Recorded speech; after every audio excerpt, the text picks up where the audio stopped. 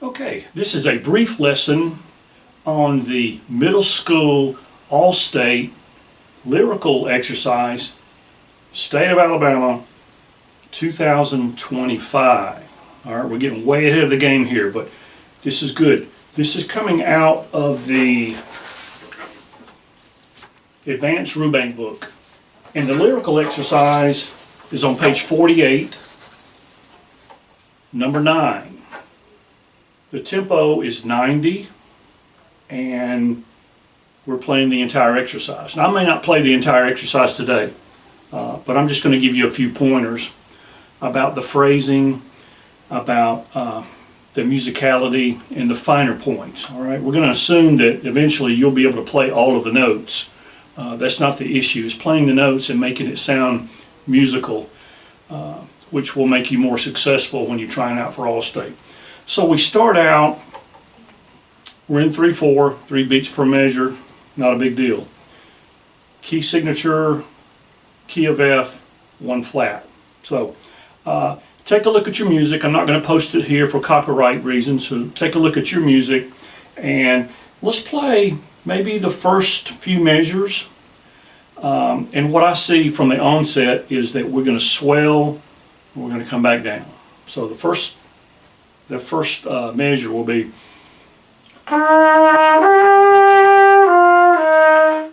okay, and we want to let that first note of the second measure ring a little bit. So don't play it like this, especially like that. Don't play it like this. Okay, that's a tendency. The first note in the second measure should be long, even though it's preceding a note that's short and separated, staccato. So we want to play this this way.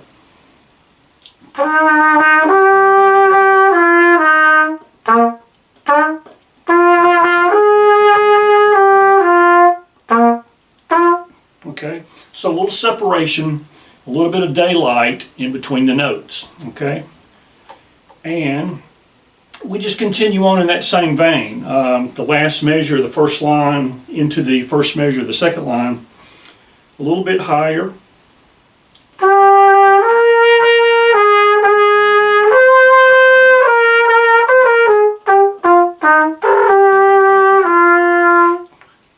To me, that's the first phrase. Okay? Well, actually, it is the first phrase.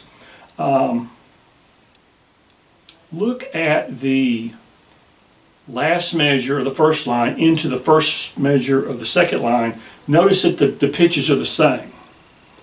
You're going to want to release that B flat at the end of the first line into tonguing the first note of the second line. Okay, so you're going to go.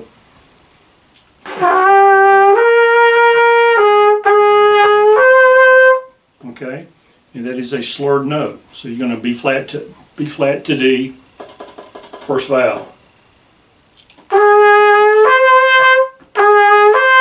You're going to want to think ta-e, ta-e, all right? As your tongue raises, the air comes out of your lungs faster because it's going over your tongue that's raised in your mouth.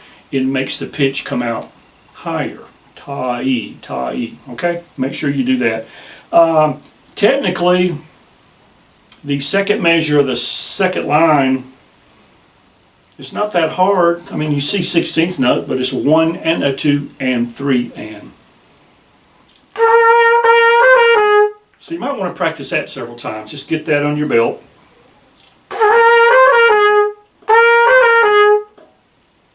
Up, down, up, down. Up, down, up, down. That's all you're doing with the fingerings.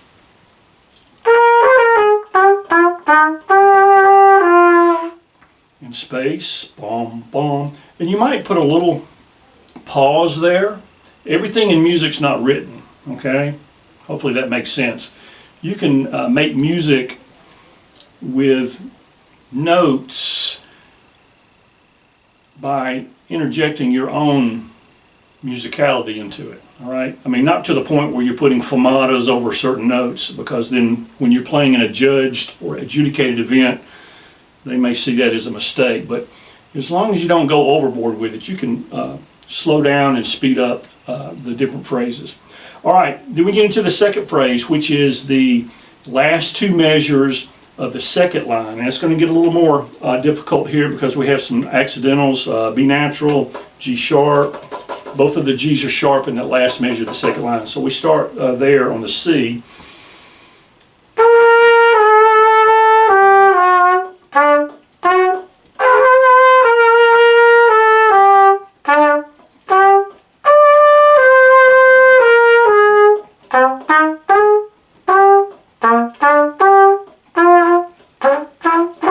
And then you go down low.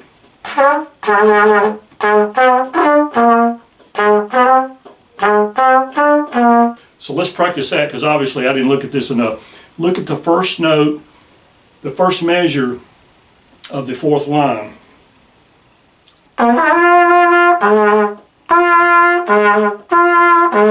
G down to B flat, get that in your ear, and then play. And then the next measure is just like the beginning. So.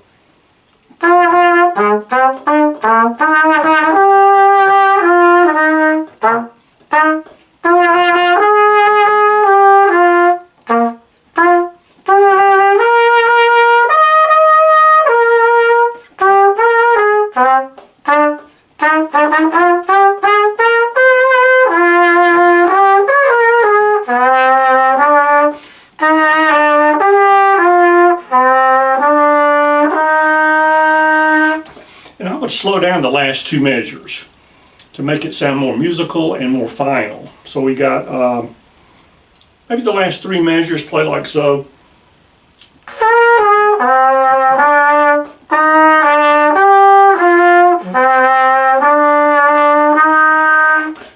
So actually slow down the last two notes before the last measure more so than the entire measure, right? Hopefully all this makes sense. This is not very technical, even though I did flub that one measure. Make sure that you practice each phrase separately. Make sure you're playing a true piano. Don't start at mezzo forte, because when you swell, you're going to swell up to a forte, which is not what the music calls for. To be successful at Allstate, you've got to set yourself apart from the crowd. Most of the people who come in are going to play the notes. That's sort of a given. The students who come in and play the notes musically, not only what's written here, but taking it one step further. Just like at the end, just an easy thing to do on the end is just make it slower, all right?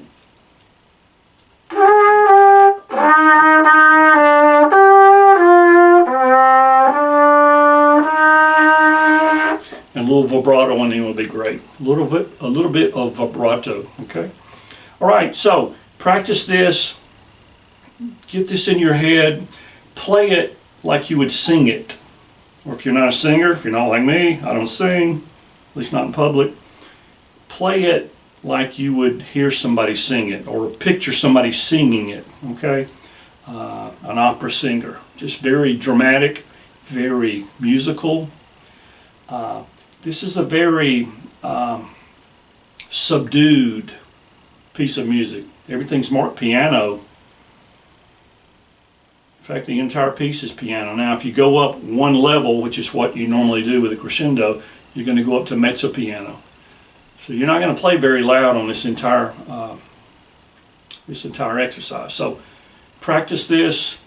Make sure you're breathing in the proper spaces. I really didn't get into that, but it's set forth here in the music. All right. So make sure you're breathing in the proper places. Don't break the phrases up. So have fun working on this well in advance of the tryout in January, I believe, of 2025, believe it or not. This video will not cover the technical exercise, which is on page 35, number 19, top line, measure 1 through 20. All right? So practice this and have a great day.